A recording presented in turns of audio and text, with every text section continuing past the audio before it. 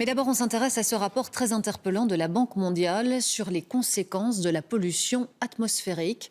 Respirer devient dangereux si l'on en croit ce rapport. De plus en plus de décès doivent en tout cas être imputés à la pollution, Annick Capel. En effet, jugé plus tôt, en 2013, la pollution de l'air a tué 5,5 millions de personnes dans le monde. C'est un décès sur 10, c'est 6 fois plus que le paludisme et c'est 30% de plus qu'en 1990. Alors on parle ici bien sûr de pollution extérieure, l'industrie, le transport, mais aussi de pollution dans les foyers, pollution liée notamment au chauffage. Et ce sont des décès, on l'imagine, liés à des problèmes pulmonaires. En effet, maladies pulmonaires chroniques, infections respiratoires, cancer des poumons, mais aussi maladies cardiovasculaires. La Belgique, elle est particulièrement concernée ? Eh bien, on estime qu'en 2013, 6 000 Belges sont morts prématurément à cause de la pollution.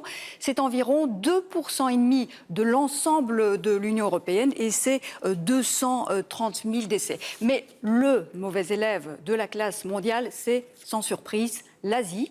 L'Asie de l'Est, tout d'abord, avec 2,2 millions de décès. En Chine, par exemple, la pollution tue 4 000 personnes par jour.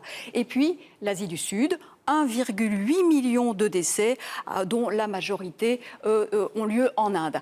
Alors, sachez pour terminer que les pays les moins exposés à la pollution sont l'Australie et la Norvège. Alors, une des particularités de ce rapport de la Banque mondiale, c'est qu'il évalue aussi le coût économique de ces décès liés à la pollution. En effet, et la pollution coûte très très cher à l'économie mondiale, 225 milliards de dollars en 2013 en termes de perte de revenus du travail. C'est énorme, c'est 40% de plus qu'en 1990. Et donc en conclusion, on peut dire que la pollution atmosphérique constitue un réel frein au développement économique.